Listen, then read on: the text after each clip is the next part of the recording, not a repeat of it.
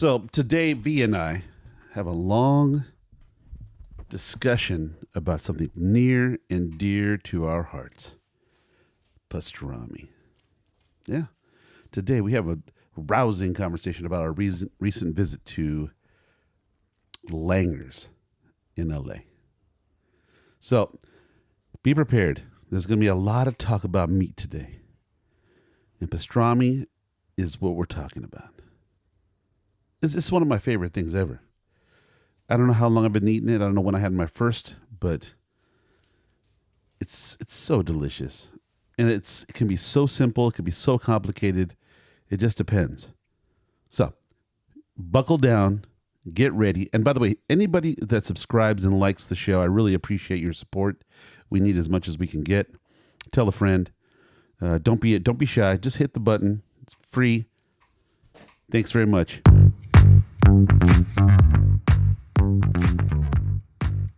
So we were in LA this weekend, right? And I used to live there. I was born and raised in LA, and I don't like to go back as much anymore. It's not really the LA that I remember. Now, in some ways, it's better. It's way better. But in some ways, it's, complicated. Most people assume it's traffic. But it's not always just traffic of cars. It's traffic of the flow of things. Everything is kind of on pause sometimes. Parking can be troublesome because of the amount of people and cars and whatnot. Plus, there's other, social complications around in the town, So we get up there this weekend, and we had I don't even know how it turned out the way it did, but we kind of I ate three times in LA. I was in LA to do, So. Not in one day, though. I didn't say that. I said it was. In a 24-hour period. In a 24-hour period, I did eat in three places. So. That town, Culver City, is where I grew up, and it was, when I was there, it was like heaven for me, the town. It was just the size, the proximity of everything you needed. It's a great little town to grow up in. I just loved the town. And, of course, L.A. has encroached upon it a little bit. I know it's part of L.A., but I'm saying... It was its own little thing. Yeah. It had its own school district. Yeah. It still does. Still does. But the LA thing has come to Culver City a bit. Oh yeah. Especially because of the downtown area, the newly created downtown. When I was a boy, downtown Culver City was just a ghost town. It was a lot like I don't even know what to call it. It was like you go down there to pay electrical bill. Or you go to... Yeah, it was just... there was one restaurant that I was aware of called La Leona. We did have a movie theater, right at the... Where? Beginning. Maralta. Maralta was Wasn't that called the Maralta? You know what? You're right. The Maralta was right where the Desi sign is. The Desi and Lucy sign. That corner. Yeah, that was on the Maralta. Corner before you get into, deep into Culver City. Yeah, is it like the same street that you go to make the turn to go to Simonette? Washington. To Simonette? Is that right there? It's one over? Before. Anyways, that area there for me was like nothing. It was nothing down there that, you went to do. Yeah. That was it. I went to the movies. If you needed to go to the courthouse or something like that, right? Didn't they have that there? Or the police station? You know what's weird, though, is that it's very small. This is not like, when I say Culver City downtown, I'm not talking about like a metropolis, like no, LA. We're talking like 3 blocks. Yeah. Maybe 4. 4. 3 blocks. It's almost 3 blocks square. You know what I mean? Like 3 blocks this way, 3 blocks between Venice Boulevard and Washington Boulevard, which is actually Washington Place, Culver. Where they converge, where they meet. Yeah. It's this little triangle. Where the hotel, the Culver Hotel is. Culver Hotel, yeah.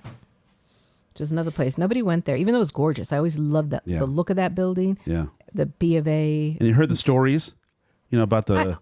I didn't really hear about them until I was old. Yeah. And Desi Lou was right there. Yeah, we always knew that the studios were there, so we thought, That's what it was. That's cool. It was because I think that little area there grew up around Desi Lou, probably. Desi Theater or Yeah. Productions or Yeah. whatever you call it. But when we go down there, it was to go to this restaurant called La Bayona. And I think it was that Maine or Grant? Maine. And I never went to that. Yeah. And my mom, it was like a treat for me when I was little. I was probably under 7, right? And my mom would take me to this place called La Bayona for what I remember to be the delicious Mexican food. It was just, really great stuff. And it was kind of like a dark. I grew up in dark restaurants as a boy. You know what I mean? It was like the dark restaurants were always the adulty restaurants. You know what I mean? Like you go to what is that called? Yeah, because you hung out with a lot of adults. My uncle, my dad, they were all older. And your mom, they took you guys Yeah. out because you were the youngest, not planned. You were just by yourself. Yeah. Your brothers and sisters were already 10, 15 years older than you. So when I think about like going to what I consider to be, you know what? There's a very good chance that those early years of my life, they created the Grub Enthusiast. Yeah, they took you out a lot. They created the my desire, my ideal of what a great restaurant is. Good service. Now, think about it. We were just down there by MacArthur Park in LA. And when I was a kid, that was a place you did not want to go. You don't want to go there. You still don't know. Well, that's the weird part, is that in recent times, I think in the 2000s, it did resurrect for a bit. It did. It got the 100% did. Pedal boats and, everything you want to do there. Nice looking park, yeah. But I'm guessing in the 70s and early 80s, it wasn't such a great place. Mm-hmm. And I remember there was another dark restaurant called La Fonda, which is just a couple blocks, I think, east of there. Yeah. And we would pass through that. Pass through there. Ooh, goodness. Yeah. And I'd hear stories from like my older siblings. They would tell me, "Oh yeah, MacArthur Park, they found another body in the pond or in the lake there." And at the time, I just didn't know what that meant. I wasn't old enough to really go, "Oh," I just, the dead body, okay. Yeah. But that was like happened. That was the norm, kind of in the 70s, 80s. Yeah. Right? And when you went through there, like you said, it wasn't like you were looking like, should I look out for something bad to happen to me as I'm scooting through there, But you were going to La Fonda then in that time period as well? Because I didn't, I didn't go until about the early 90s. Yeah. We went to La Fonda. My mother took us there when I was young. And I just assumed that it was your aunt. Like your aunt would be that one. You know what? I don't know how. All I remember is this. I don't remember who exactly, let's say, put us there or took us there the first time. Mm-hmm. But I did go a lot with just about everybody. It's your family thing. Yeah. Well, oddly enough, though, separately. Right. Okay. Because they probably all went together when they all liked each other and hung out together. Possibly. And they're like, we're still going to go back just independently. Yeah. And you know what? I think back, like you said, Margie, for sure. God rest your soul. Margie would take me there. And she knew the mariachi and she knew the people. Yeah, that's what I remember you telling me. Mm-hmm. And I'm almost thinking I went with my Uncle Mel, another guy, like that. He always took me. Everybody took me to nice places to eat. That was like the bright of my life, of my youth, was when I was with my Uncle Mel. He just knew great places because I think he'd been in that business in the 60s. There was even a rumor that I was told by my other uncle, who was he was an artist. He was a famous guy to some extent, and he knew a lot of famous people. But he had said to me that my uncle, the one I was speaking of a minute ago, he had started a couple of clubs or was in the club business in some way in the times when they made the Whiskey A Go-Go, and that he had some involvement in it. That's what the rumor I was told. Yeah. And I was like, that sounds crazy. You know what I mean? Like, but then my aunt, the one that took me there as well, she had mentioned that he for sure started a club that she remembers that was called the Telephone Club. And in this little club, that sounds cool. They each table had its own little receiver telephone on the desk on the table. That sounds so cool. And I guess they would mark them like this is table number 4, number 5, whatever. And you could then pick the phone up and push 5 and call that table. And let's say you saw somebody you was attractive, or something was going on, you wanted to chime in some way. You could then say, "Hey, what's up?" It seems like it would be so appropriate for this day and age. It makes total sense today. Because nobody likes to. Yeah. Oh, you know what's funny? Everything's, let me text, let me do this. That would be kind of cool. Although they don't like to talk. So True. Which is, okay, so let's get back to what I was saying about the club in a minute. Let me say this. I'll give you, you're proof positive. What you just said is proof positive this morning to me. I went out, I rented a trailer, and I took it back this morning. On the way back, I stopped to the Ralph's to pick up some ingredients for dinner tonight. Making chicken and potatoes again. Yum, with green beans, buttered green beans. So I stopped to get ingredients over there. And so typically in where I live, people don't engage, right? You kind of slide past each other in a brisk way, just trying to get, I got my thing, gonna run, excuse me, whatever, at the most. No smile, no nothing. For whatever reason, I was feeling like a presidential candidate, right? You were? I was out there, kissing babies, shaking hands, and hey, good morning, how are you? Excuse me, being very, mayoral. Well, smile, big smile, hey, hi, how are you? Oh yeah, and they'd say something, and I'd respond. Some would give you the look. Oh my God, the funniest one. Some of them will give you the look, like that, not even looking in the eyes. Mm-hmm. Some people go, and they're surprised too that you're engaging. Yeah. So then they go, oh, good morning. Like that, right? Confused. Oh my God. And then there would be some that like this, Barely.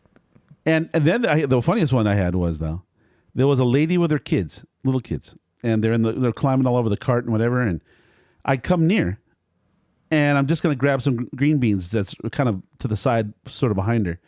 And I come, and she kind of like recoils, like, and kind of doesn't want to look in me in the eyes, doesn't want to look at me. She's just kind of like rushing to get away from that space. And did you, because you always say, excuse me, so. But this particular occasion, I said, good morning, like that. Or no, I know what happened. I saw her little girl that was there. Oh. And, I don't talk to children. Sometimes. No, I'm just saying. When you're in a good mood, you do. Well, maybe that was in a good mood. But I don't typically, out of respect to the mom and whatever, I just, walk through. That's true. Yeah. So the little girl came close to me, like kind of looking curious. That's the word. And while I was walking through, I said, good morning, like that, with a smile, like almost like a circus barker, trying to sell some.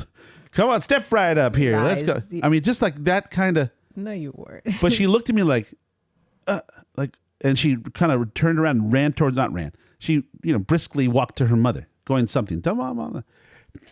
So then I get close because I'm walking through there to get green beans. The mother kind of doesn't look at me, and she kind of like just tells the kid, come on, get back, like that.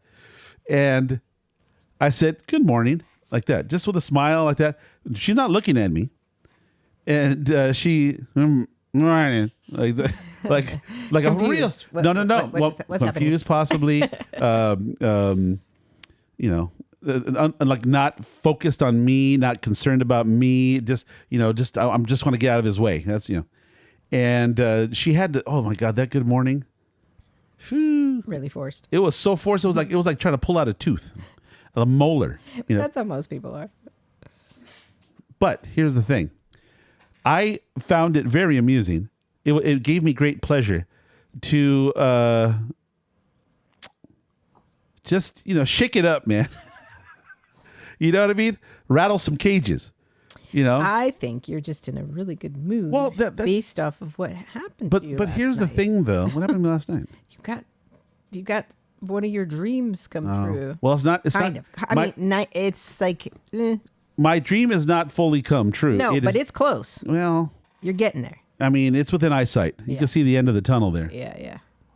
So anyway, I don't know. Anyways, I'm so it was just so fun to go around. I mean, if you engaged anybody, if you came near anybody and you had to say good morning or whatever in passing, it was just so much fun to see the reactions.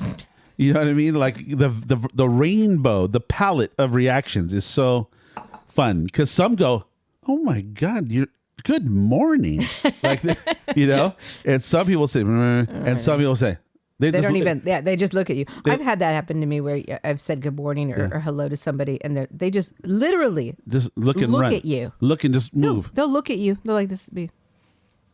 And I'm Whoa! Like, what the heck? Yeah. Usually a man, but an old man or an old lady. You know what though? Sadly, we'll if we're lucky, we'll get old. So just don't. But I wouldn't do that. If somebody strange, greets you, but listen. You have to understand something. You are projecting, okay? Because you're assuming that everybody's going to do like you. And I think the moment is when you start to realize that more times than not, people they don't think like you do. More often than not. I mean, you're going to find your tribe somewhere if you're lucky. And the thing is, nowadays too, it's just like people don't, kids, young adults, everything's on your phone. You're looking down. You're never looking up. There's no engagement. So, but that's what, like you were saying though, that is maybe why that club that you were talking about, the telephone club, that would be so cool today. It would be because they're also afraid to actually have interactions. Like it's sad, there. Man. That's a sad thing to me, because you know what? These interactions are so simple. I'm serious, they're so simple. I know. You just have to trust it. Mm-hmm. And maybe, and this is maybe what's happened. People have had bad experiences when they've tried, or they've never tried. That's the other part too. But they may have never tried. You're a little, shy, a little, anxious or whatever, that's why that telephone club. That sounds so freaking cool, so smart. It'd be cool too. Maybe have it on random mode. What does that mean? Where you could just pick the phone up and it just calls a table. It doesn't even you don't even know what table you're talking to, and then you go, "Where are you?" And I'm over here on 4.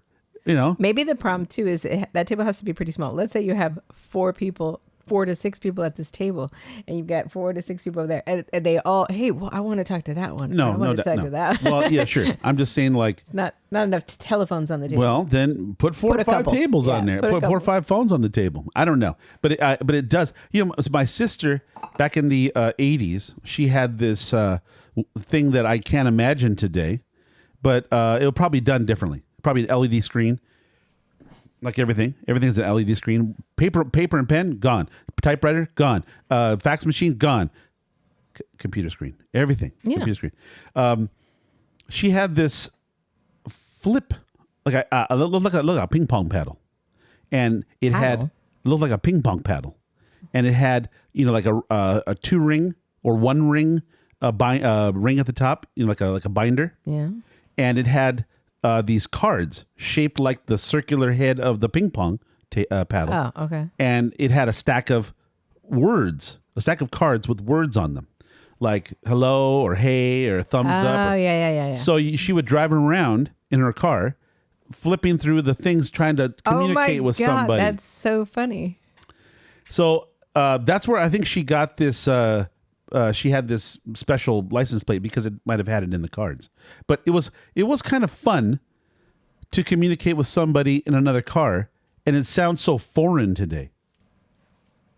Like the idea that you and I in 2025 have a little thing on the table here on the chair, that when you see somebody over there and you want to tell them something positive, like, "Hey, nice car," or "Hey, thumbs up," or "Hey, move out of the way," or whatever, you would have this little flip thing with all these cards on there that would have a picture or what is it called, the GIF or not GIF, but that that would be cool too. What if they had an LED screen where you could just What if they had it built into your window? Oh my gosh! See that's it right there. You have an idea. Patent it. Get it done. Yeah. I always said to you, I wish I could communicate with that car next to me, but it's more for reasons of like me just ripping them a new one and telling them how stupid they are. I just thought about what it'd be today. What you're talking about. It would get into a fight. No, you'd have an iPad. You just have an iPad. No, that your screen and your cars now are like no iPads. But you're not going to pull the screen off to show somebody through the window. No, I'm saying literally built into the window. Oh no! Like you have. Yeah. You know what? You better get this thing patented quick because we're going to release a show, and then someone's going to steal your idea, your billion dollar idea. But I think people, I always just assume that would be terrible because you would be saying horrific things to somebody who would start a fight. Not necessarily. Necessarily. Why is or it would be distracting and you make them get into Why does everything have to be negative? Or it could just be, it only comes up, we have to have that technology where can't be doing that while you're driving, but when you're at a complete stop. Right. You know, it would be interesting to have all the windows in your car do it. And then you could do like when let's say Mindy from the local high school is going through a cheerleading competition, she could just have the screen say, "Hey, congratulations, Mindy." Like they do. But that's what I'm saying. They put you can't do on it the while windows. you're driving because it's distracting. You get into an accident. Well, in all fairness, people write stuff on the windows that is static. It's just that's there.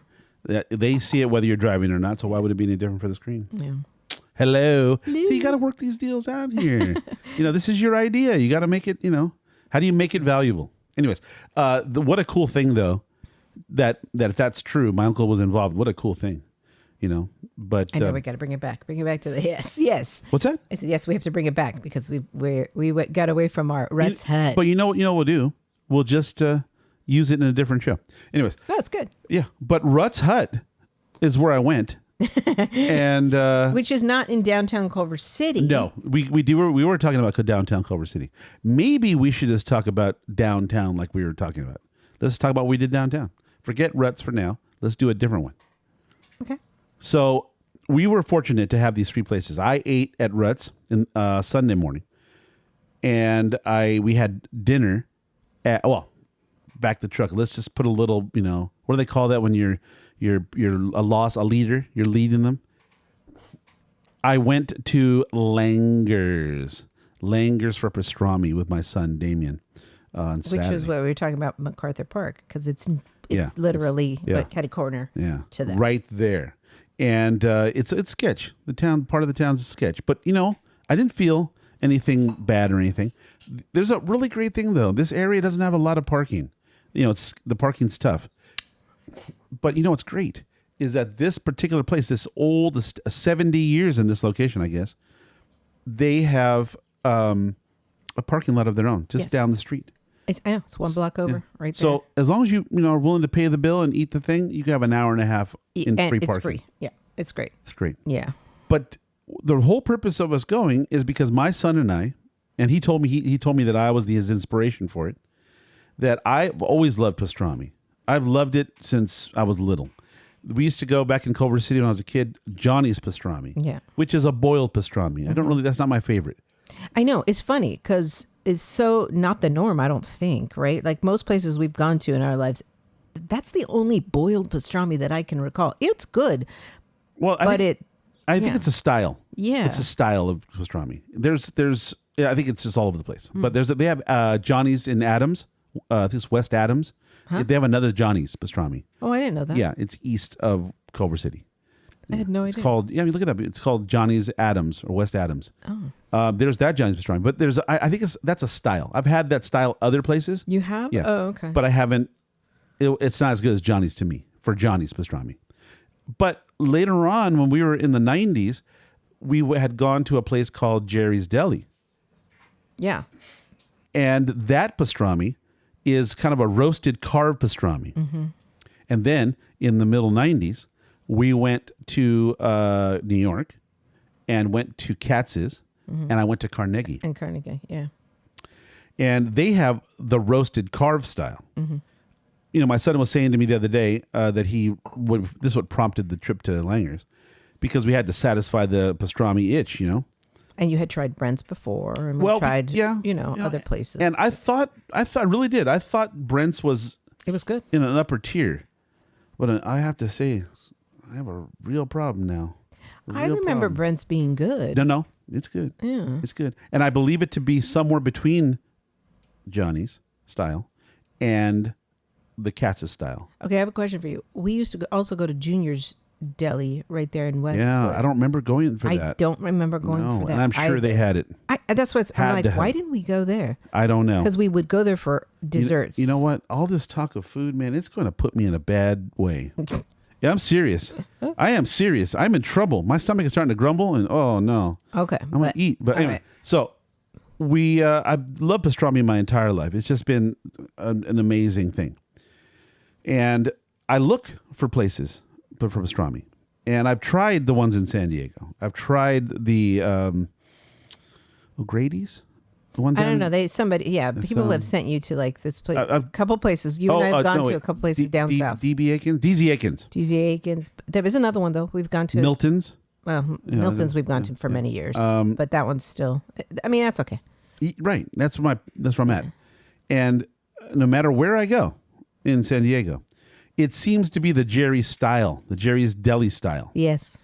Which I don't want to say New York because that's maybe I'm speaking that term, but I know Jerry's Deli was from New York. Yeah. So I assumed it was New York style. I did too. But now I just saw a picture of pastrami that they have at Katz's, and I don't remember this because it's been so long since I've been. I know. But the pictures, oh my God. I mean, it feels like the slices of meat are somewhere between 1/4 and 1/2 inch thick. I don't remember that. Yeah. Yeah, I don't remember that at all. No. But if you look it up, I would say it would be an eighth to an eighth. Okay, yeah. that's what Langers was. Yeah. But I recently saw a picture of Katz's.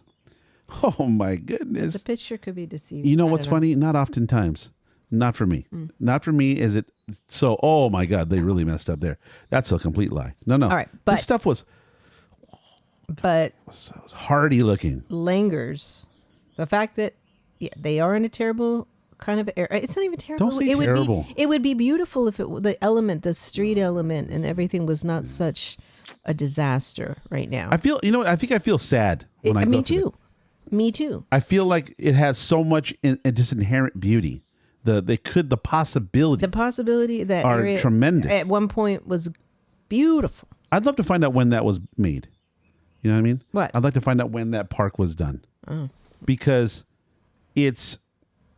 I think it speaks to the area. Because like that, I think a lot of things grow up around that kind of thing. A park gets established or maybe it's put in place because of the surrounding buildings and apartments, the necessary park. It is, oh my God, this is great. Now I think about it. I was watching that movie, LA Confidential, in the 50s. It was a late 50s movie. It was set in the late 50s. It was there then. It was built in the 1880s. MacArthur Park, originally named Westlake Park, was built in the 1880s in the Westlake neighborhood of Los Angeles, California. Westlake. The park was later renamed MacArthur Park on May 7th, 1942. That's weird. That's interesting that you say that. It's called Westlake, huh? It used to be. It was in the 1880s. But the area, they renamed it to MacArthur Park in 1942. So is it like General MacArthur? Is that the Probably. Let's see. Oh, wait. The city. George. Okay. 1880s received a 35-acre mud hole and refuge dump in a land swamp with George S. Patton Sr., father of the World War II general, which became Westlake Park. George Patton, the general. Yeah, it says that. Well, yeah. He owned the park? It was the senior, George S. Patton Sr., father of the World War II general. Okay. I was about to say, I'm missing the timeline here. A viaduct was built across the park to connect Wilshire Boulevard. Okay, and then in May 1942, Westlake Park was renamed MacArthur Park after Army General Douglas MacArthur. Yeah. Wow. Weird. The name change was influenced by newspaper publisher William Randolph Hearst. He's the one that did what? The name change was influenced by newspaper publisher William Randolph Hearst, who thought it might boost his presidential ambitions for General MacArthur. Anyway. Okay. You know what's really great about LA? It has a long history, right? So you can see through time, you can see how all these things that people were doing, these machinations of men, had probably changed its destiny. Like we were talking to Damien, I was saying, you know what? This place has gone through phases. Probably, politics or economy or whatever is affecting it has affected the surrounding area, the people that go there. Right now, I think it's in a downtime, but yeah, but at one point it wasn't. And okay, so what? like we said, when we were young Yeah. and we didn't want to go there, or nobody wanted to. It says right here, MacArthur Park became known for violence after 1985, when prostitution, drug dealing, shootouts, and the occasional rumored drowning became commonplace. Rumored? Yeah, with as many as 30 murders in 1990. Oh my! When the lake was drained in 1973 and 78, hundreds of handguns and other firearms were found disposed of in the lake. It's it's probably pretty bad when those people they throw the magnets in the water. I bet you if you threw the magnets in that water, I don't even want to know what's coming up. What you'd pick up, Yeah. How weird. But yeah, it's a beautiful park. It's sad because the element around is just not, a lot of homeless people, a lot of people selling stuff right on the corners, it feels like a lot of people strung out. That's sad. But Langers is catty corner to that. Yeah. And then they have their parking lot a block away. It's not a big block, it's a small block. And so you're walking through some of this not so great element, but I didn't feel bad. Like when I was walking through it, granted it was the daytime. So I mean, I didn't care. No, I wanted my sandwich. no doubt. I'm not saying anything about how it's affected the sandwich or anything. I'm saying that I guess what piques my curiosity in sitting there in this old, this vintage place with vintage decor, seeming that they do exactly what they've always done. Yeah, nothing. You know what I mean? Changed. Like they haven't updated too much. I sit there and I go, this place has probably seen it all. Sure. Yeah. It's seen the hands of time passing through phase after phase after phase when there have been, great times and there's been what it is now.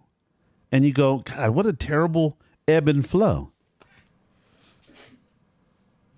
I don't know. It's interesting. But I sat there. You have to get there for the decor. The decor is stuck. It's stuck in my guess. And I look at the ceiling tiles, those paper, those white perforated. Oh yeah.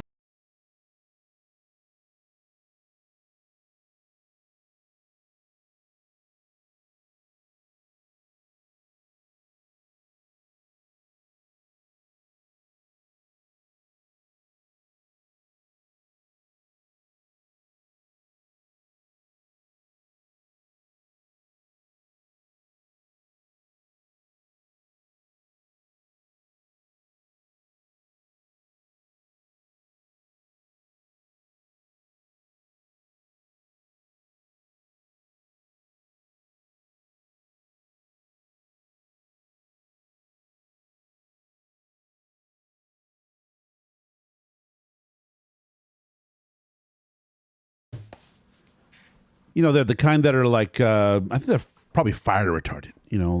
They're perforated. I just think of it as the school, your old school tiles. Yeah. Like, I don't know what they call them though. Plenum. I don't remember what the ceiling tiles are, but you can tell 68, 70. Well, it was built in 1947. But they probably, it's not the same decor from 47. I don't know. I'm just saying it's not. It's changed some because I think there's veneer on the walls, wooden veneer, and it's just anyways. I believe that it was probably redecorated in the early 70s or so. That's my guess. But when you think about it, the place has seen everything. Ever since it opened up. MacArthur Park was there at 42. This came in 47. So yes, it has seen everything. How old is that? 70. Whatever. 8 years. I'm not doing math right now. But it's the same thing with Joe Jost in Long Beach, 1925. So they've seen them all. Yeah. They've seen it all. And when you go there, because they don't change their uniforms that much, you probably t-shirts. Mm-hmm. You don't know who's been there, how long they've been there. They'd probably been there 10 years, 20 years. It's just great. But you can tell that they haven't changed their pastrami. I mean, who knows? Maybe it's the original one, the original style. Yeah. No. Yeah. You know? So, and I've only had the one, what's it called? That's like the most popular one. I can't. The Reuben? Is it it's not called. Is it the Russian dressing and all that? Yeah, I mean, it's got, okay, but whatever. I don't know what they call, I mean, I know it as a Reuben. Yeah. The cream sauce with the cabbage and all that stuff. Yeah. Not my favorite. Okay. You're the purist. I am so a purist when it comes to this. I am the purest of the purist. I'm like, I'm like an Amish. You know what I mean? Like I agree. I actually prefer it to be pure. I just didn't because it was like when I've only been there once. Yeah. And it was okay. That's the one to have is what they told me to. I'm like, okay. Yeah. So. Yeah, and that's fine, and it does taste good. Don't get me wrong. Oh yeah. But since I only get to eat this so infrequently, man, no way I'm messing around. I know, and I kind of wish that I had done the. Well, it's funny because Damien got the whatever the one the Reuben. Or is it called the original? I don't know what it's called. Yeah, something about original. I don't know. I'm gonna look it up right now. It's very good. Okay, because the bread is fresh. The bread is toasted on the outside. It's so strange to me because it seems to me that they have an oval or they have a long of the bread. It seems to me the way they've done it, it seems like they almost slice it after the fact. Do you know what I mean? So like they heat it in an oven to warm the bread and to crisp the crust, and then they slice it. That's the way I perceive it. Well, yeah, it's like any bread, like no. Well, beans and no, but typically what they do is they slice it and then toast it. That's what I'm saying. This bread is soft in the middle and crispy on the crust. So look, when you have a piece of bread, like a boudin's, you grab a sliced roll. Okay, you take a couple slices out, you put them in the oven. When you toast them, it toasts inside and out. This stuff is fresh and moist inside and crisp on the out, which to me adds a very different thing. It's different.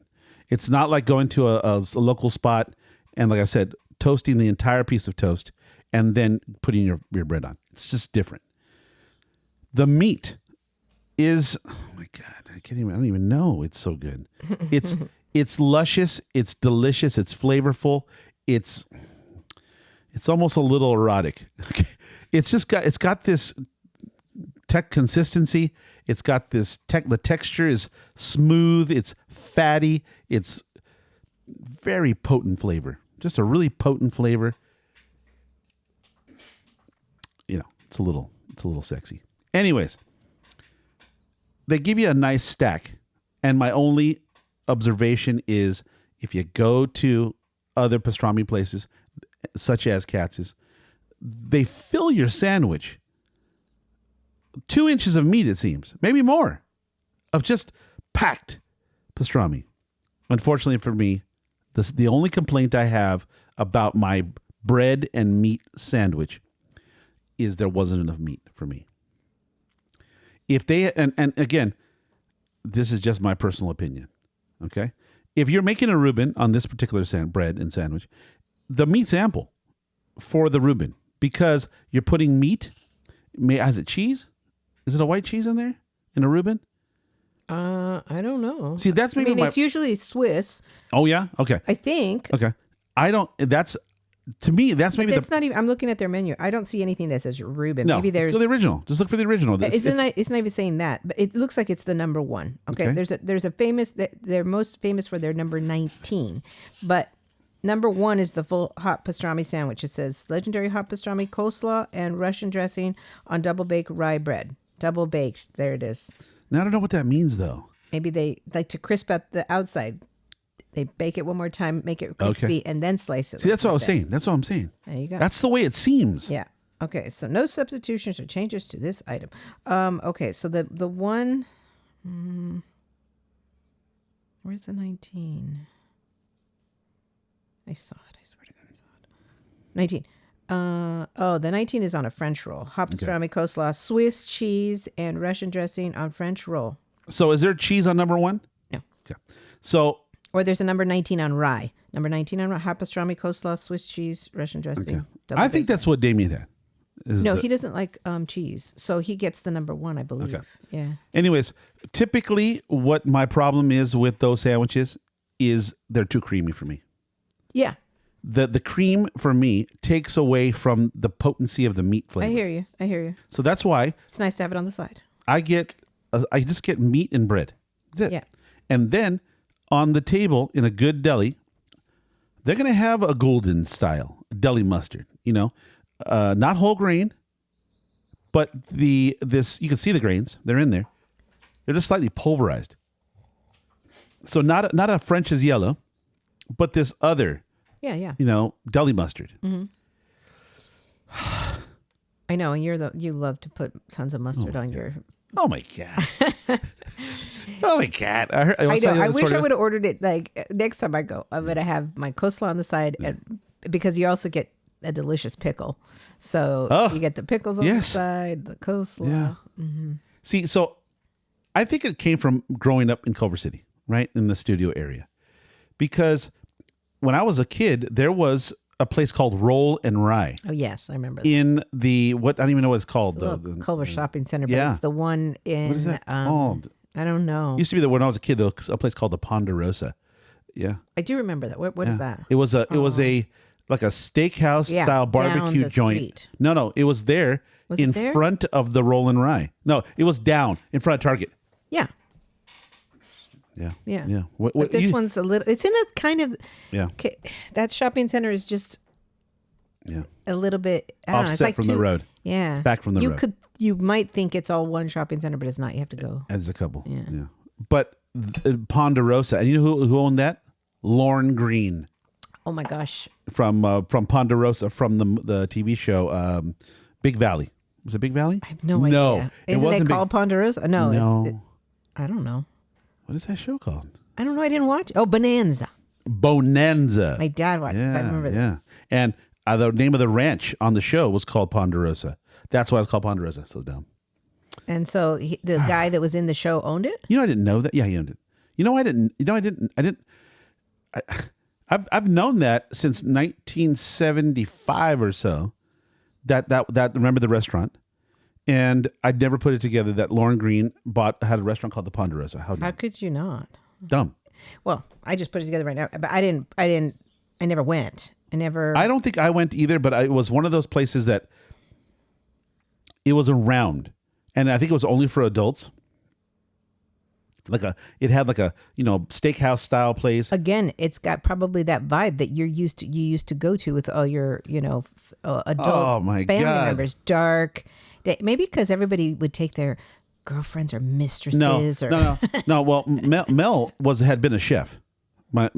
Kind of the guy that was opening the telephone club. Yeah. That guy, my Uncle Mel, had been a chef. And had been a race car driver at some point, and he'd been a bodyguard to I don't know. So he was a gun carrying, always had a big wad of cash, always his vehicles. Oh my God, he had a slew of vehicles, and they were always. Did he work there? Where? At the Ponderosa? No, no, not to my knowledge. No, but we'd always, like I said, we'd always go to I think a friend. Oh hey, and I always knew him. Everywhere we went. Hey, Bill, like that, because he would tip really well. He knew, I guess, because he was in the business at some point, and he knew what it was like to be tipped well. Yeah. Okay, but what does that mean? How does that relate to the Ponderosa? Well, you brought it up. I was talking about the Ponderosa because it was there, and then you mentioned that that's why probably a dark place like the other places I'd been to. Yeah. The dark. I've never been. Don't even really remember it because I think it was. Yeah. Too young. We were too young, right? I think it was? I think it was like a precursor to... Think of Will Rogers State Park, Will Rogers' house, okay? Yeah. And mix it with the... what was that? Remember that place we used to go with the cheesecake and the cake in Carlsbad? Claim Jumper. It feels to me like if you put Claim Jumper and mix it with old Western style, like Will Rogers in Santa Monica. That that kind of with the wagon wheels and the animal skin, horse skin. I mean, assume it's. I mean, I don't even need to picture that. Just picture a old Western TV show like Bonanza. You know what's crazy though? I mean, you say that like that, but only a certain amount of people listening to this show are going to remember what even that we're talking about. And I'll be honest, I've never even seen an episode of Bonanza. I just I know my dad did. I think a lot of people saw like the Rifleman. I didn't see that either. Okay, let's go and do Young Guns. Oh, okay. Let's do what's the other one with I'll Be a Huckleberry. Tombstone. Okay. Or an Unforgiven, whatever. Unforgiven. There you go. I've seen those. Or any of Clint Eastwood's spaghetti Western movies. Yeah. Okay. Yeah. Put that together with Acclaimed Jumper. But I think because it wasn't like I don't recall it being a family style place. It was. You said in that time, in the 40s, 50s, it seems like there was a lot more adult style places. Well, 40s, 50s, 60s, there was always those dark dens. We still have one of those other dens in Culver City, that Dear John. Yeah, that's one of the OG ones. Mm-hmm. Supposedly Sinatra was there. I'm going to doubt it. I wouldn't. I would. Why would you doubt it? I'll say it like this. I don't know. I mean, think about it. Where was Sinatra from? East Coast. Okay. And he lived in I think he had a place in the desert. He probably had some place in Bel Air.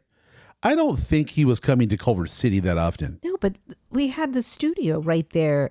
So if he did film any sort of studio, I could see people going there. Well, I'm going to say this to you. They're using that hook very well because that's their claim right now. So this was Sinatra's joint. Wait, they claimed this? I recall when I saw an article when they resurrected it a couple of years ago, before we'd gone in the one time to check it out.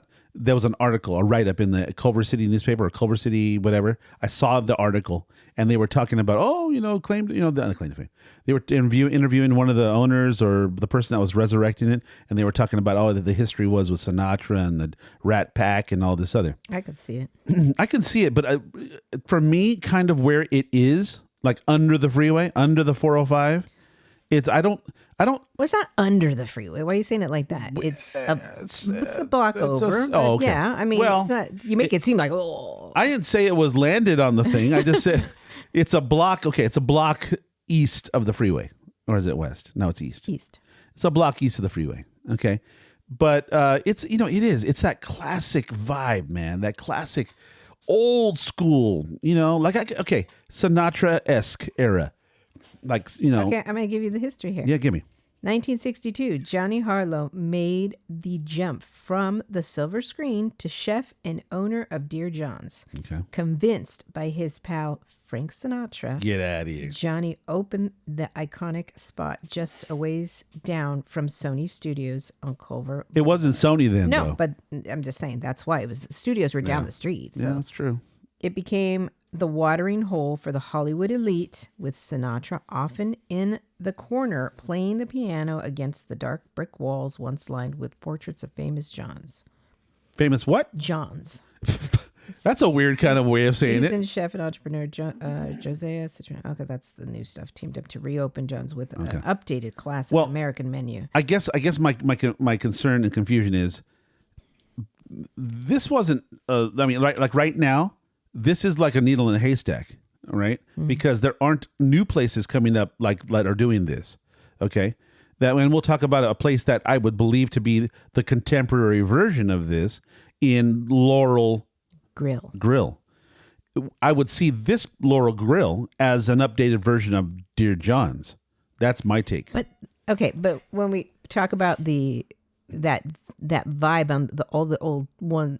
Restaurants that used to go to, that vibe, that dark, back then everything was dark. If you look at, I've used to watch those movies as a kid, right? Because we lived in LA, and if you're living in LA, KTLA, channel 11, channel 13, channel 9, those channels were local channels to LA. To the movie industry, to Hollywood, to whatever. So we grew up readily available. Gilligan's Island, The Munsters, Kojak, Emergency. Chips. I remember Chips. Well, Chips came way later, but all those like low budge TV shows from the 60s, we grew up on them. They were all over the TV. What's another one? I just remember things like I Love Lucy always being on TV. See, you know what I'm saying? But I Love Lucy, that was filmed way before. The Brady Bunch, Partridge Family, all that, right? So I have a very clear picture in my mind of like the decors, the interiors of restaurants from this time frame. So the places that my uncle liked, that we'd go for, like, we'd be at a job site. We'd be in Bel Air. We'd be in Beverly Hills. We'd be in Santa Monica, Brentwood, those areas. Mel knew all the places to go. He had his haunts where he must have gone, taken a girl or whatever. He'd go into these places and maybe knew somebody, knew the owners. We would go there because he'd want to go eat lunch. He'd want to have their steak, or he'd want to have steak au poivre. He was a chef, so he thought like a chef. Like I like gourmet. You think, honestly, because that's how you think. You want to go to have some good. Yeah, and it is stuff. Okay, so you're absolutely right. Maybe I'm Mel.com too, the sequel, because. Swear to goodness. I'm more like my Uncle Mel than I am my dad. Yeah.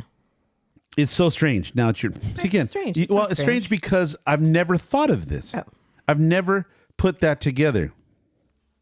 Mel was he was a lot of things, man. He was a wild card, this guy. There was a point in the 80s where he had a van, one of those box vans, like a U-Haul, and he had it painted indigo blue, the whole thing. He had a muralist, like a muralist. I remember this happening in, I would say, well, at least for me, as far as I can remember back, which I had an uncle that did the same thing. It was like a thing that people did in the 70s.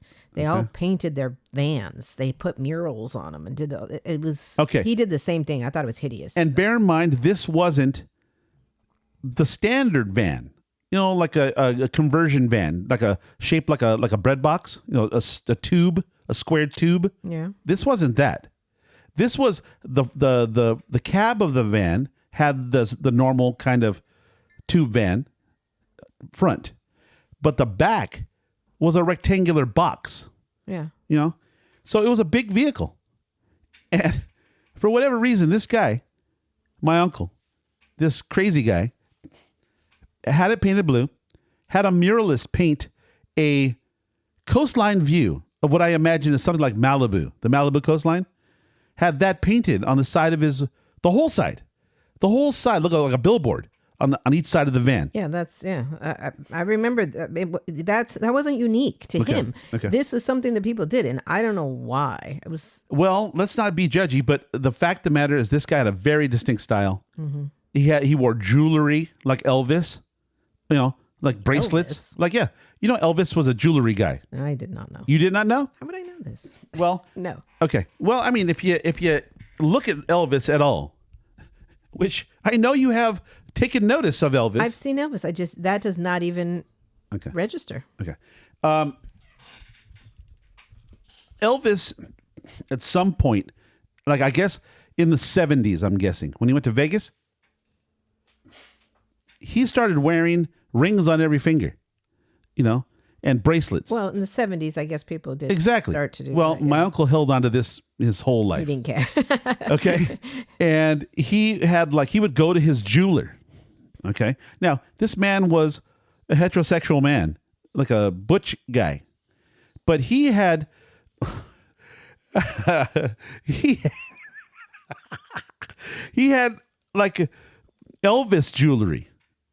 Big rings, cat's eyes, and you guys are what? Native American, so they probably had tons of turquoise, right? No, that's my guess. No. This wasn't that guy. He did. Okay, the one thing that he did do that was quote unquote native is he was a big fan of the desert. Okay, maybe bury bodies. I don't know. He was a gun toting guy. I don't know. It's the statute of limitations is over 40 years ago, 50 years ago. This guy was that guy. He was a chef, a race car driver, as I mentioned. He had been a bodyguard. He had been a landscaper's son. My grandfather had a nursery. He was seemingly some sort of restaurateur, club guy. He had been around. Okay, so his style was very indelible to me as a kid. Just gun-toting, cash in pocket. What do they call those? You remember those Wrangler jeans, those stretchy kind? Stretchy? Yeah, back in the I guess he's a larger guy like myself. And he back then, when Jordache and all that stuff was happening, they had a version of this, fashion jean that I guess was popular with the ladies.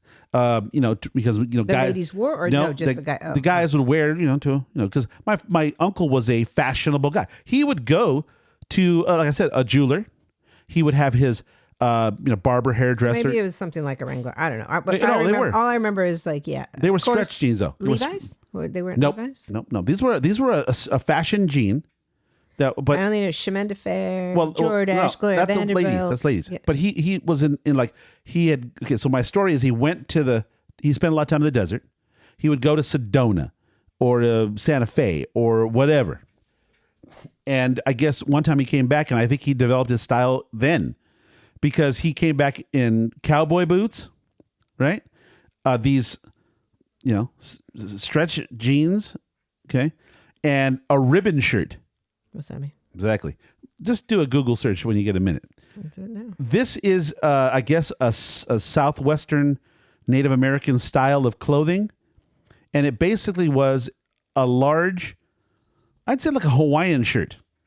Like I don't mean like a exactly with the flowers, but it was a Hawaiian shirt, big man's shirt.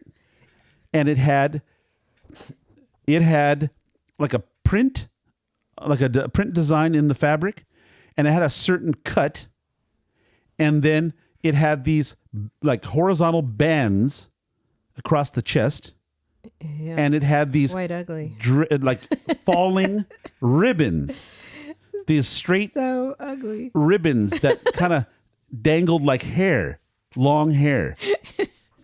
I'm looking at it. It's awful. Now, you say it's awful, but here's the thing. That he didn't design that. No. He didn't develop that style. He just bought it somewhere. Mm-hmm. Okay. Well, listen, if you're a guy that likes to wear jewelry, and this does not surprise me, because if you like to be showy, But here's the thing that always puzzled me. Okay. My uncle was married 7 times. Okay. He liked women. By the way, it is a native inspired. That's what I said. No, that's where it came from. It isn't native? Yeah. No, I said it was native. I don't know. I'm saying it's Native American ribbon shirt. Right. So it's right. Yeah. But my tribe is out of the Pacific Northwest, so we didn't. I don't know if we had those, but he came back from the desert one time with the ribbon shirts, and he wore all the jewelry on wrists and fingers and necklaces and whatever. He came back with cowboy hats, big Stetson style cowboy hats, and on the hats.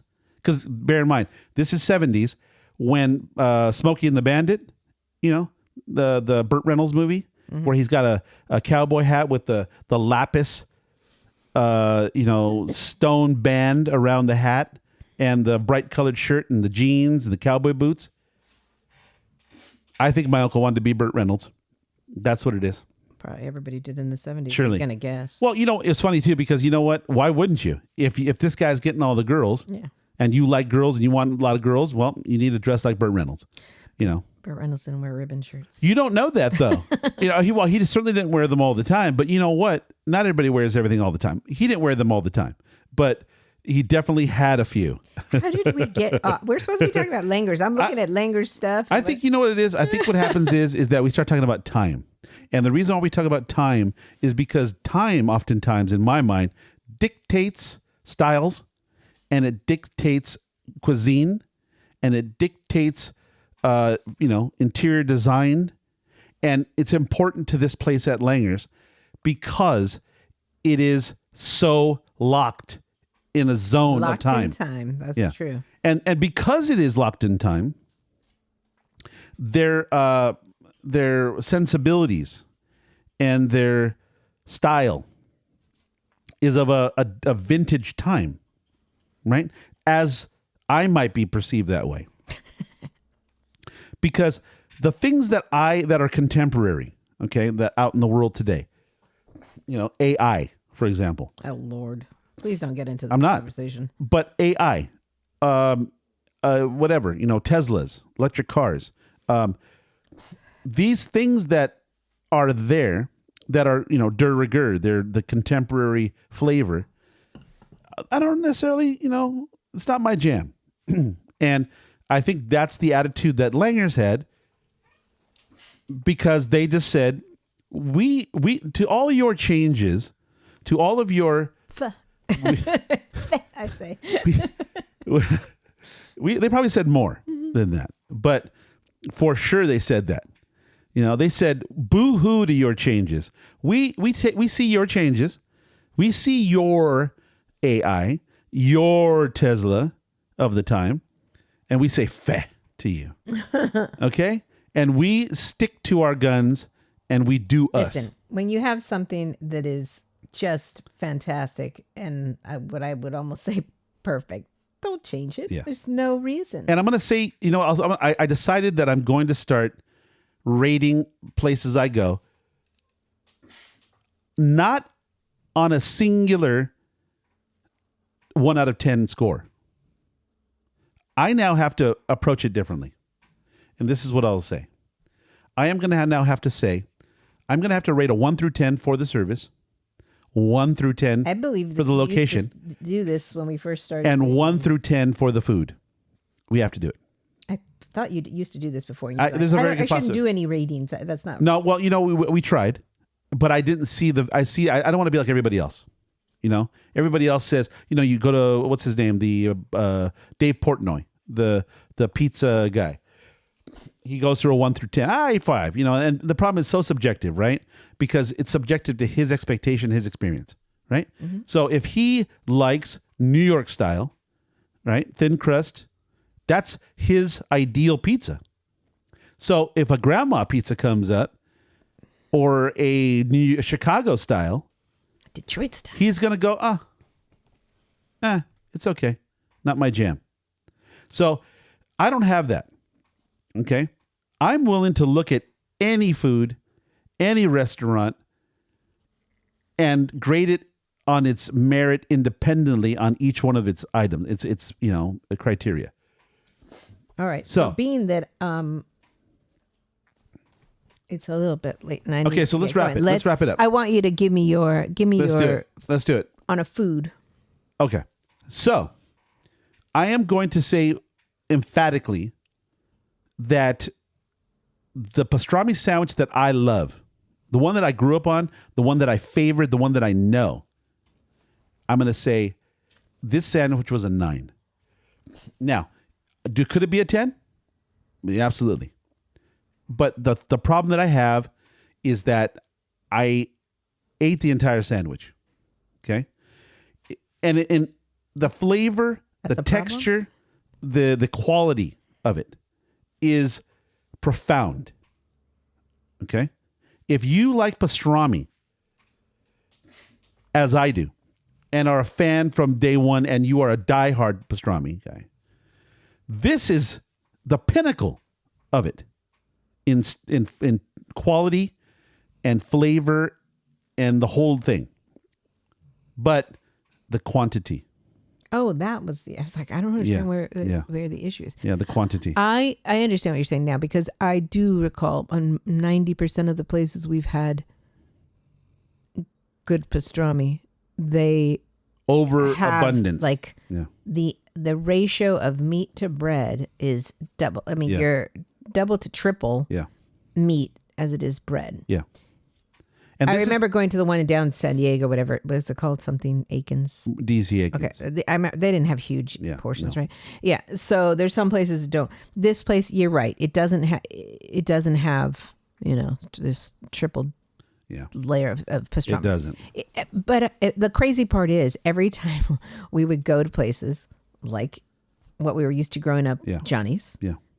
Jerry's Deli, it was always so much. I pulled out half of the meat right off the bat. I couldn't even get my mouth around that thing. Right. So I would always pull out the meat. Right. So in this instance, Yeah. I mean, because I'm a woman and whatever, I'm like, it's perfect. You're overthinking this. For me, it's perfect. Absolutely. Absolutely.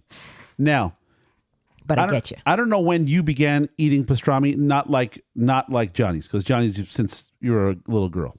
I'm talking about, when did you start eating the style of pastrami that I'm referring to? I don't know. I mean, you'd have it here and there when you're a When child. you're a kid? Yeah, Really? here Okay. and there. But it was nothing. It's not like we went out of our way. We went, of course, we did Johnny's all the time because Yeah. it was literally blocks from us. Yeah. But I guess more when I was a teenager doing the Jerry's Deli. Yeah. So yeah. I believe that I've had, since I was a kid, I had both Johnny's and this, roasted carve style from New York. I'm guessing New York. I've had it all my life. Mm-hmm. So I've had it in lots of places, and I kind of know what it's supposed to be. Now, you can say, well, why is it supposed to be? Well, because, that's how they started. That's the way they did it originally. Okay? I'm saying that this particular style of pastrami, in my estimation, has always been meat and bread. Yeah. Okay. So the bread has to be super quality, which in Langers' case, it is. It is. It is the top of the top quality. And the way they prepare it with the moist in the middle, crispy on the edge, the double bake, that sends it over the top, because the best part of eat a toasted sourdough slice? Sometimes the best part of that toast is the edge of the toast, the crust. Well, in this case, they made the whole loaf the crust. And it's warm and crispy, and the middle is moist and warm. It is the best of both worlds in one slice of bread. Yeah, that bread was delicious. Okay, so that's the bread. 10 out of 10. 11 out of 10. The pastrami in composition and in the cooking method and the result is staggering. But the quantity is just a little less. And what I say this to you is that if you go to, let's say Katz's, as an example, in New York, they show when they make a sandwich, it's 8 feet tall, the meat. They do. The cut is, like I said, somewhere between an eighth and a quarter. Okay? And it's stacked. Like, you have a hard time taking the box of sandwich through the doorway. You have to have two people carry it. That's what I always used to remember. I remember these big giant sandwiches where I'm like, I can't eat that. I have to pull out half of the meat. Again, you're talking about yourself. So when I go, I just eat the sandwich as it came. So I eat the entire piece and I slather it. Every bite has got 6 ounces of mustard. Okay? And I love it. Because periodically I grab one of those beautiful plank fries or whatever it is. Or a pickle. Or, a delicious dill pickle spear or a round, whatever. And I'll just, it's melee. It's a foodgasm, what it is. Mm-hmm. Okay. But when you go to the deli that I'm talking about, Katz's, you will be more than happy with the quantity of one half of the sandwich. And you get the great pleasure of having a bite or two or something before bed. Because you're going to get hungry before you go to bed. And so in the guilty pleasure of the night is you're so satisfied, fat and sassy from the delicious lunch or dinner. And then a little bit later, a few hours later, after a cocktail or work, I don't know, whatever it is, you have it sitting there in a bag on the counter of the kitchen. And if you're smart, you've brought some pickles and some of those cold, overly cooked fries that you didn't eat from lunch. They're still in the bag. And you get to have another little minor foodgasm later on in the evening. But alas, at Langers, you don't have that pleasure. It's okay. You just just have that memory. Oh, that lunch was spectacular. But here's the problem I have. I think the Langers sandwich is about $25 for the sandwich. And at Katz's in New York. Now, granted, it is in New York, and I do know it's 3,000 miles away. Don't get me wrong. But I am using them as the benchmark for pastrami, and because it takes 3 days to roast it. 3 days. Okay? Who knows how long they brined it, how long they smoked it? 3 days they prepared. So that sandwich there, that mile-high sandwich that they sell you at Katz's, is $30-some-odd. 33. Okay? How do you know?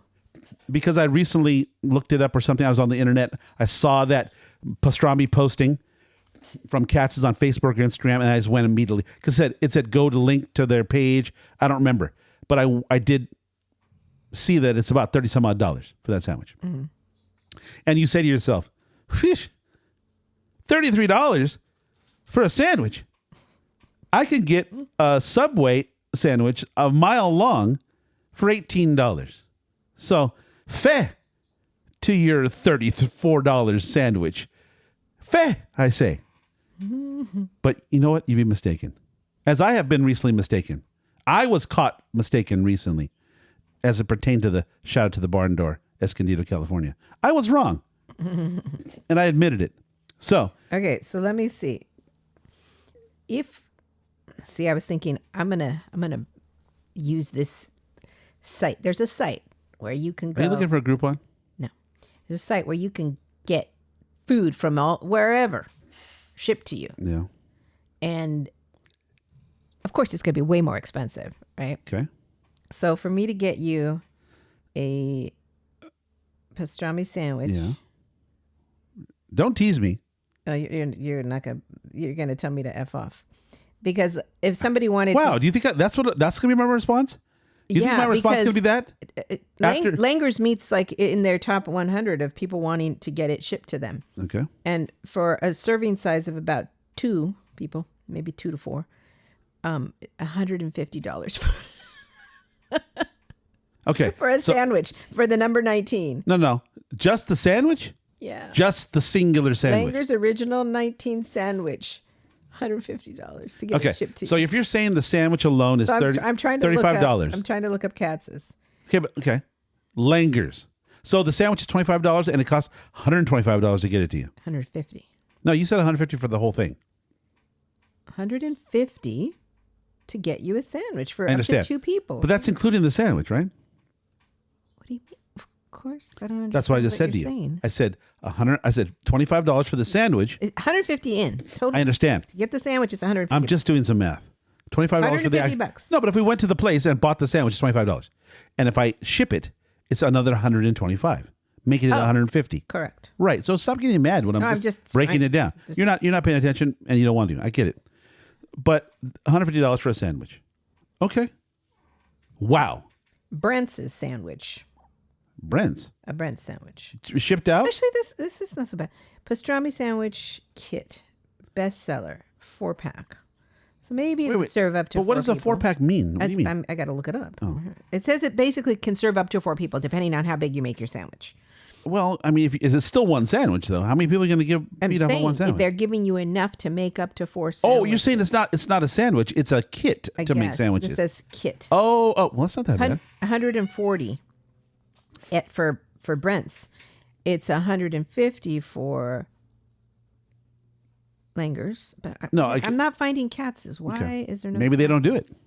Yeah, maybe they don't. But look, here's the thing, though. In all fairness, how many people you said? 4? Up to, yeah, it depends on how big. Okay, well, let's say 3 for sure. It says 2 to 4. So for you, it'd probably be 2. 1.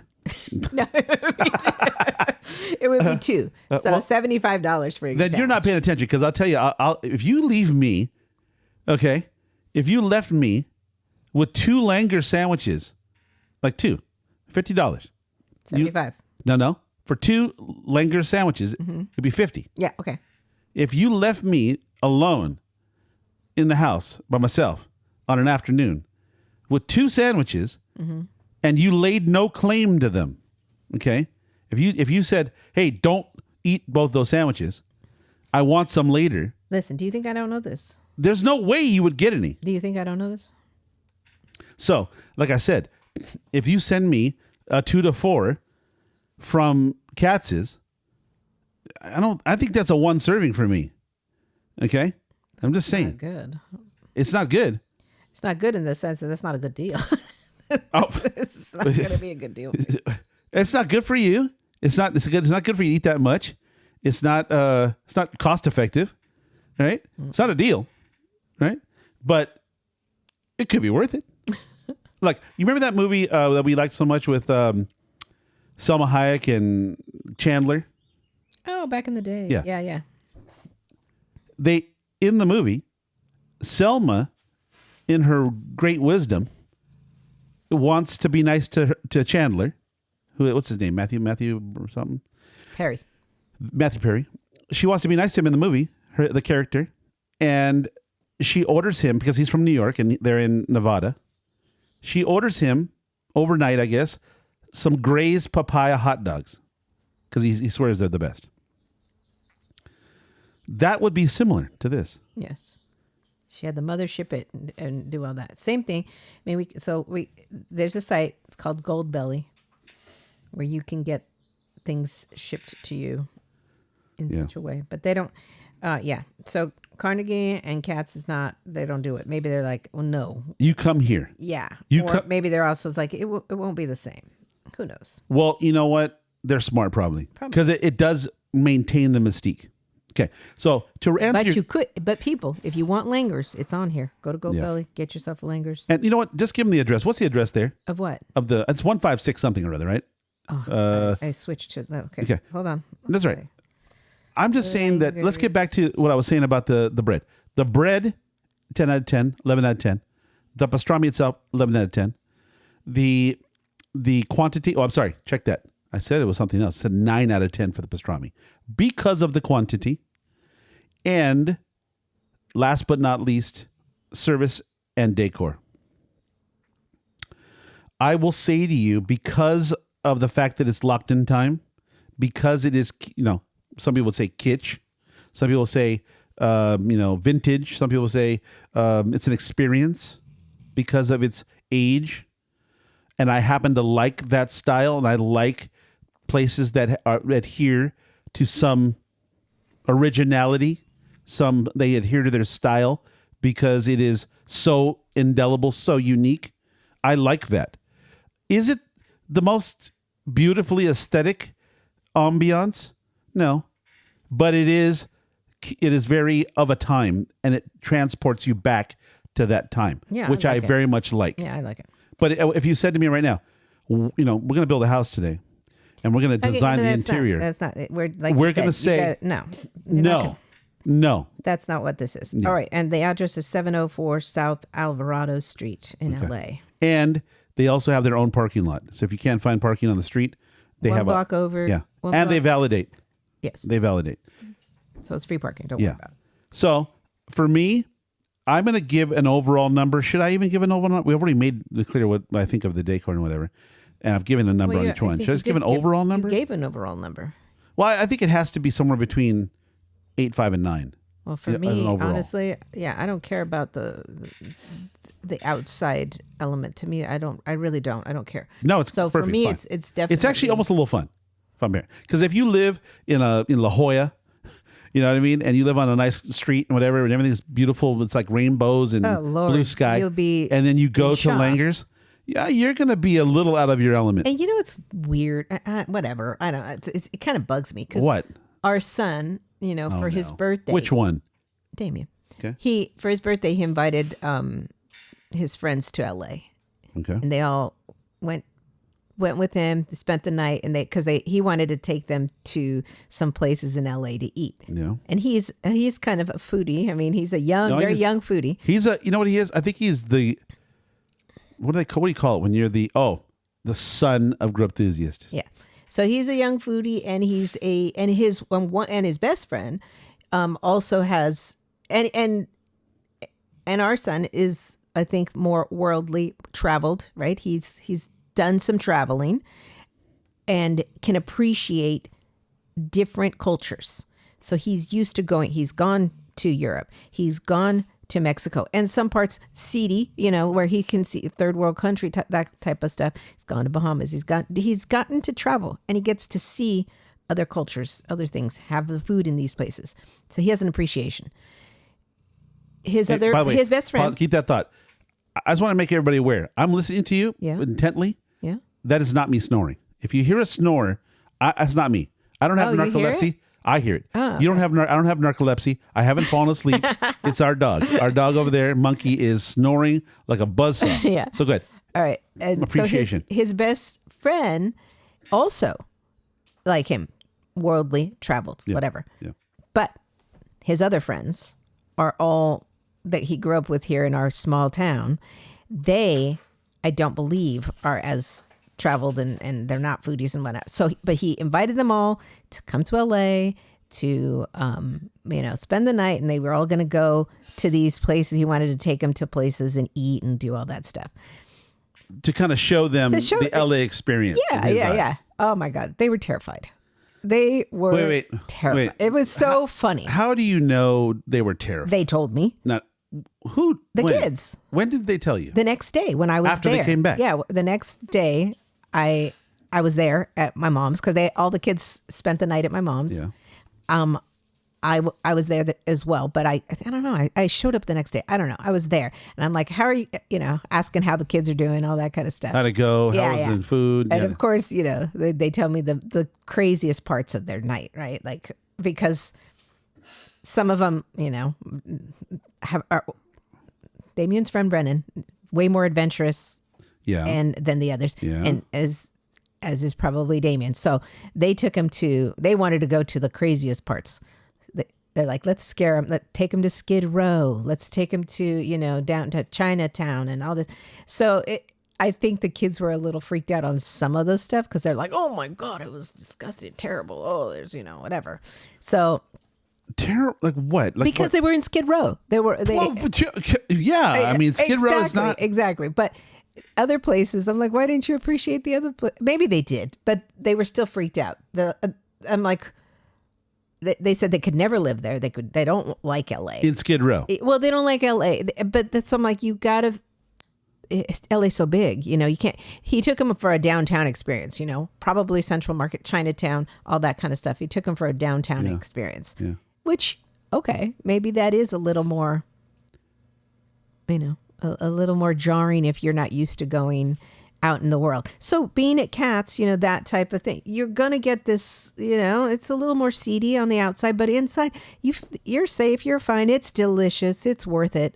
You mean Langers? Sorry. Langers. Yes. Well, and Cats is for that matter. Yeah. But that, that is okay. You can't blame them really. Okay, if their parents don't take them places other than here, or to downtown La Jolla, or downtown San Diego, and one of the kids will say, oh my God, the other day I was over there in San Marcos by the Best Buy, and I'm going to tell you right now, there was a guy that scared me to death. He came out of Cava with one of those delicious bowl with couscous, and he came by, and he had a mean look, and he scared me. Do you know what I mean? That is basically as bad as you may get is downtown Escondido. Yeah. What? They're not used to. So LA must be like an alternate universe or a post-apocalyptic world. It is to them. It is. That's crazy. Kind of funny. Yeah. Okay, no, but I get it. I can see it. I mean, if I grew up in Valley Center country, country sticks because it's not no country anymore. But when we came here, still pretty country. If you grew up here and your closest friend, I mean, you're in 4-H, what I mean? Maybe you're, you go to the rodeo. Western days. Then going to MacArthur Park freak you out. is going to light your hair on fire. I get it. And that's what Damien did, taking his friends down. Hey, let's go and experience LA. And what he was doing? He was probably telling them, oh, this place is so cool. And it's so this. And they got all these skateboarders. And there's, oh my God. He's all excited. I think they might have rented the scooters or the bikes or whatever. Yeah. So they were like trying to, oh my God, let's get through here quickly. So funny. That is so funny. Yeah. Well, I get it. I mean, it's not.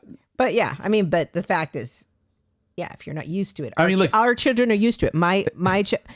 Damien, Brandon, they both have family in LA, so we constantly are going back and forth in LA. Brandon, the same thing. Brandon has traveled, so is Damien. They're used to other cultures. I get it, because you know what? If you're from La Jolla, up in La Jolla Shore, in a nice $25 million mansion, and you're a young kid, and you've never really ventured out beyond, one time you had a harrowing experience down in Point Loma. You're probably like, Ocean Beach. We went to Ocean Beach, and it was like, ooh. Someone gave me a side eye once over there in Del Mar Heights. Anyways, crazy. But Langers.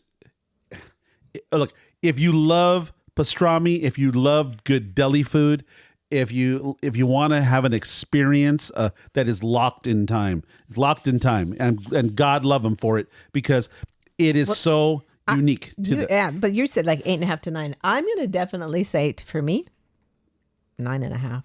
Okay. I mean, it's that good. Okay, but as I said before, independently, it is so very good. Say, all right, you know what me to do? I'm going to revise it. And this is solely because of the quantity. 9.5. Okay, that's what I'm saying. 9.5. 9.5. Yeah. 9.5 for the pastrami. Yeah. I'm going to say 9 for service. It was all right. I'm going to say the whole experience as a whole, the sum of all of its parts, is a 10. Yeah, it's fun. And people, if you want to try Langers, you can. If you go to that, see, we need to get them as a sponsor now. If you go to Gold Belly, I believe it's goldbelly.com. Let me double check. Okay. Let me double check. Is it GOLD? Yeah. Okay. Yes, goldbelly.com. You can actually get Langers shipped to you. The number 19 sandwich, which is what they're most famous for. And it says can serve up to 2 to 4 people, depending on the people. $150. In all fairness, I don't think it may not be a bad deal. If you can serve 4, it's not a bad deal. What I really be concerned about is how long does it take from the time they put it in the box. It will be overnighted to you, probably. I mean, I don't know. It's a long time. Yeah. It's a long time. I think, unfortunately, and even Damien admitted it. He said that it taking it away from the restaurant was going to, affect it little. But he did say it was better at the restaurant. I told him this, yeah. Now, was it tremendously better? He said it wasn't. He said it was just a bit better. Yeah. But, okay. But then he also, when we got it, he was eating that sandwich within 5 minutes. By the time... The whole thing? No, I'm saying he really, because it wasn't that different, the reason for it is because he ate it while we were in the car. When I grabbed it, he ate it in the car. Okay. So it moments. took 5 minutes. And then began to eat. Okay. So of course it's not going to be that different. Yeah. But by the time I ate it, when I took it back to the house, no, it was already getting soggy. That's why I'm like... What, the bread? Yeah. So I'm like, you got to eat this within 5-10 minutes. Or buy yourself a loaf of bread and just switch it out before That's what I did. And? So that's why it was better, because I did exactly that. Yeah. I bought the loaf of bread. So when I got to the house, I switched out the bread and it was delicious. So the bread alone is just amazing. Mm-hmm. The bread alone is... But I knew this was going to happen. That's why I did it. And I wanted to bring you back a loaf of bread. So that's why I knew it was going to be the way I said it. And I was absolutely right. Look, you know what? It's how do you beat? If you're a keto person, how do you beat this? You just take the bread away, maybe. But I don't know. It is the finest example of, if you like beef, if you like pastrami, it's delicious. It is spectacular. Yeah. And I do. I'm a big fan. Always have been. I grew up in a Jewish neighborhood. I love it. The bread, again, spectacular. And then put them together with a good dark mustard. Come on. I'm in. Okay. So, look, thank you for listening. Fun show. Probably, rambled on in various directions. Thank you for following along if you made it to the end. Here. And, do us a favor. Go to the socials, YouTube, especially YouTube. I want to I want to start doing some videos on my channel. Go like and subscribe, please. And also, if you use Instagram, I don't know how accurate the numbers are. It always changes for me. But, go like and subscribe if you like the show. If you don't like the show, do it for me as a favor, as a personal favor. Thank you. All right, guys, be nice to each other. We will talk to you soon. And signing off.